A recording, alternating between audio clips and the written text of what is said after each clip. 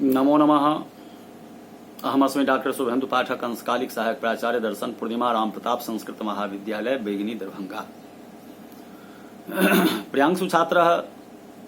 तो इससे पूर्व की कक्षा में हमने आप लोगों को बुद्धेः किंग लक्षणम गतिविधा चौसा से संबंधित ज्ञान के प्रभेद के संबंध में बतलाए हुए थे, और आज की कक्षा में हम ज्ञान के अन्य प्रभेद के संबंध में कहने का प्रयास कर रहा हूं।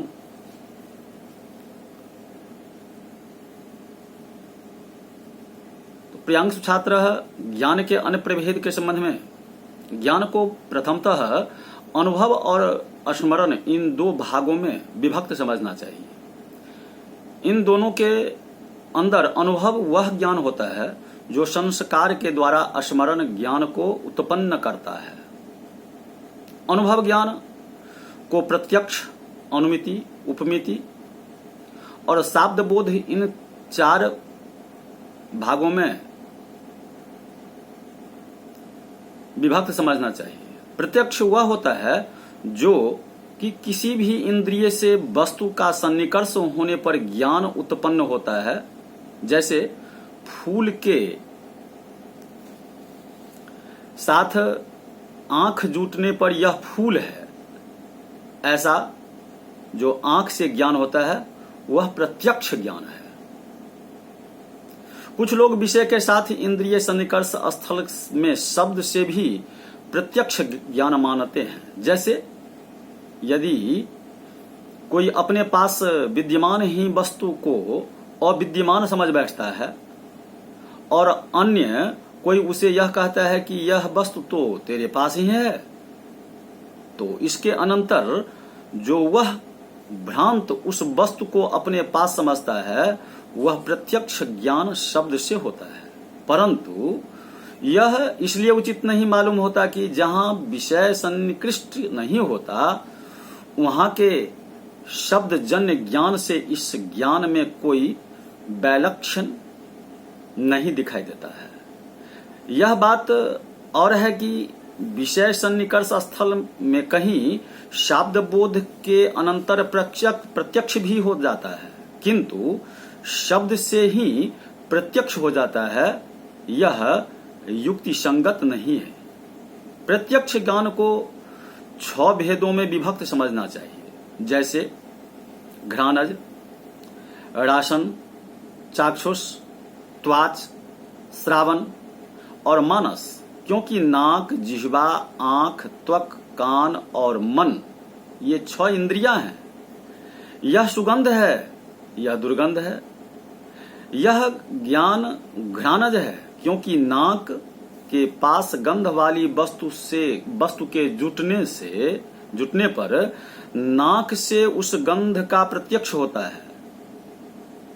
यह मीठा है या खट्टा है, यह प्रत्यक्ष ज्ञान होता है। रासन प्रत्यक्ष, क्योंकि रसना जिह्वा से मधुर आदि रसयुक्त वस्तु का संयोग होने पर जिह्वा से उक्त प्रकार प्रत्यक्ष होता है।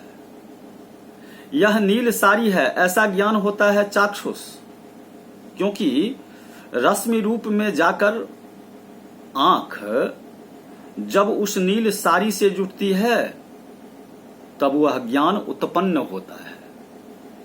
प्राचीन नास्तिकों एवं आधुनिक वैज्ञानिकों का यह मत है कि आंख विषय के पास नहीं जाती, किंतु आंख में ही विषय का प्रतिफल होने से उनका प्रत्यक्ष होता है।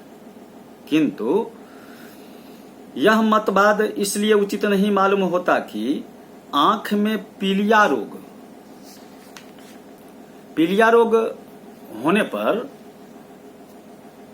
जो सफेद वस्तु पीली मालूम पड़ती है उसका उपपादन नहीं हो सकेगा, क्योंकि बिंब सफेद होने से प्रतिफलन भी तदनुरूप ही होगा।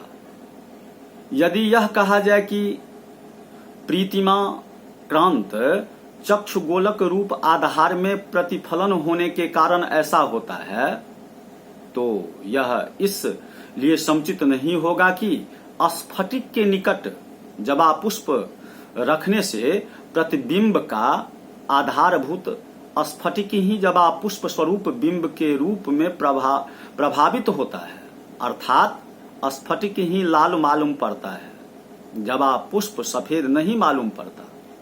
तदनुसार प्रीतिमाक्रांत चक्षुगोलक ही सफेद भासित हो जाना चाहिए, शंख आदि शुक्ल पदार्थ पीला नहीं भासित होना चाहिए। एद तदतिरिक्त अन्य भी अनेक युक्तियां हैं जिनका उल्लेख मैं यहां नहीं कर रहा हूं। चाक्षुष प्रत्यक्ष द्रव्य गुण कर्म एवं जाति तथा अभाव इन सब का होता है।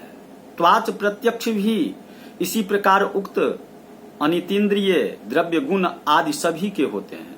त्वक इंद्रिय शरीर से बाहर विषय के समीप उस प्रकार नहीं जाती जिस प्रकार आंख जाती है, जबकि त्वक के समीप विषय आता है तो उसका त्वाच प्रत्यक्ष होता है। अंधे छूकर द्रव्यों का परिचय प्राप्त करते हैं। शीत उष्ण आदि स्पर्शों के प्रत्यक्ष तो सभी लोग त्वक इंद्रिय से ही करते हैं। कंपन भी स्पर्श करके मालूम होता है। जिस इंद्रिय से जिस द्रव्य गुण या कर्म का प्रत्यक्ष होता है तदगत जाति का भी प्रत्यक्ष उसी इंद्रिय से होता है। अतः स्पर्शत्व जाति आदि का भी प्रत्यक्ष त्वक इंद्रिय से होता है। कुछ लोगों का कहना है कि त्वक जबकि समग्र शरीर में व्याप्त है तो उसे ही केवल इंद्रिय मानना चाहिए।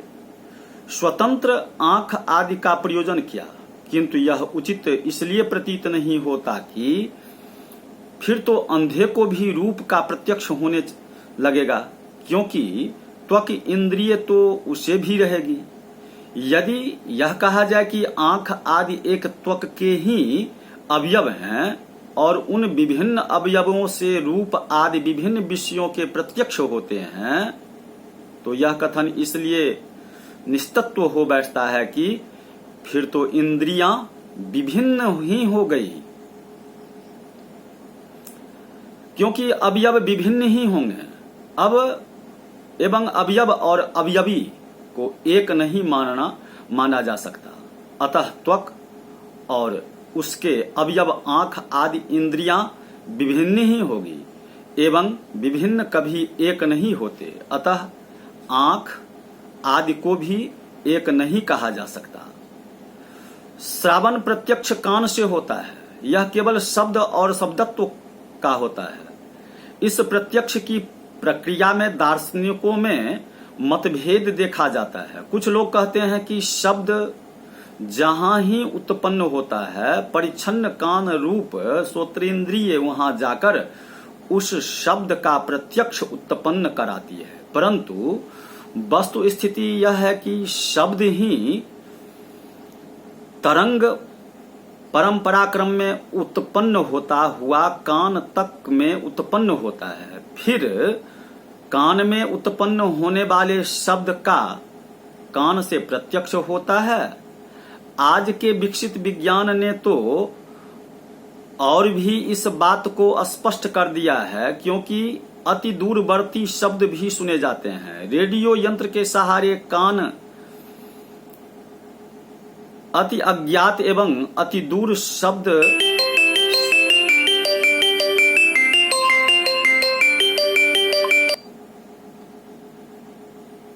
भी सुने जाते हैं। रेडियो यंत्र के सहारे कान अति अज्ञात एवं अति दूर शब्द गमदेश तक पहुंचेगा, ऐसा कोई भी विचारशील हृदय नहीं मान सकता।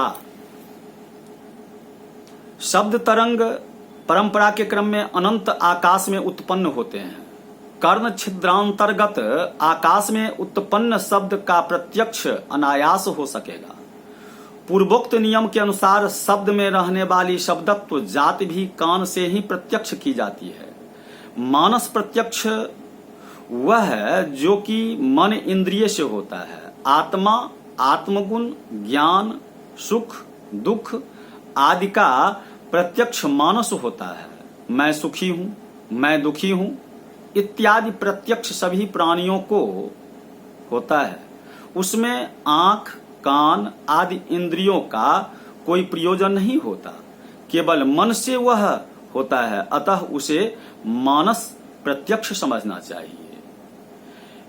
इन सभी प्रत्यक्षों को लौकिक सन्निकर्षज, अलौकिक सन्निकर्षज और योगज, इन 3 भागों में विभक्त समझना चाहिए।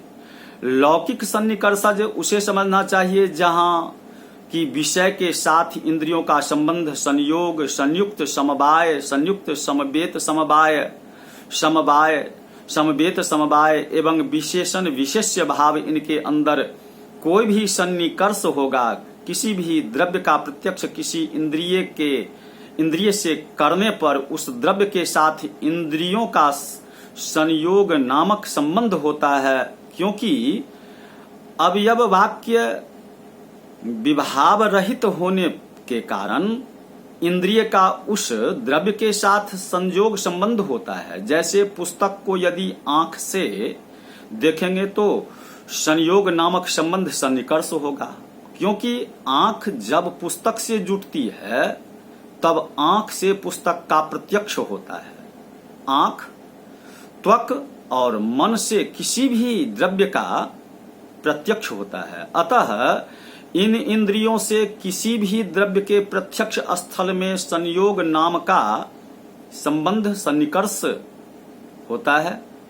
कारण, द्रव्य में रहने वाले गुण, कर्म या जाति के प्रत्यक्ष स्थलों में संयुक्त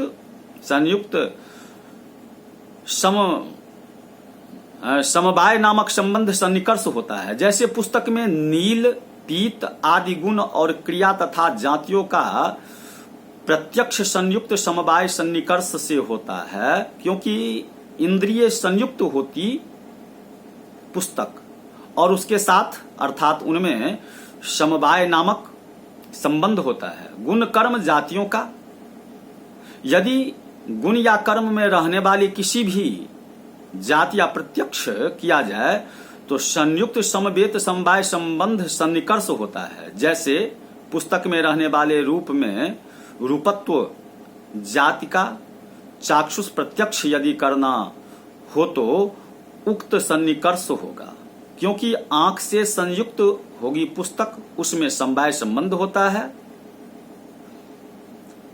रूप का, अतः समवेत होगा रूप, उसमें समवाय संबंध होता है। रूपत्व का इसी प्रकार अन्यत्र भी समझना चाहिए। शब्द का प्रत्यक्ष समवाय सन्निकर्ष से होता है, क्योंकि कान, आकाश और शब्द उसमें समवाय संबंध से रहता है। शब्दत्व के प्रत्यक्ष स्थल में कान का उसके साथ समवेत समवाय नामक सन्निकर्ष होगा, क्योंकि कान, रूप, आकाश में समवाय संबंध से रहने के कारण शब्द होता है समवेत, और उसमें समवाय नामक संबंध से रहता है शब्दत्व इति। अब इससे आगे की कक्षा में पुनः आप लोगों को इसी के संबंध में, क्योंकि नेटवर्क का अभाव रहने के कारण, बरसात के मौसम के कारण नेटवर्क का अभाव रहता है, तो आज की कक्षा में बस इतना ही। पुनः आगे की कक्षा में हम आप लोगों को इसी के संबंध में, ज्ञान के अन्य प्रभेद के संबंध में, अन्य भेद के संबंध में आप लोगों को विस्तार से पुनः कहेंगे इति।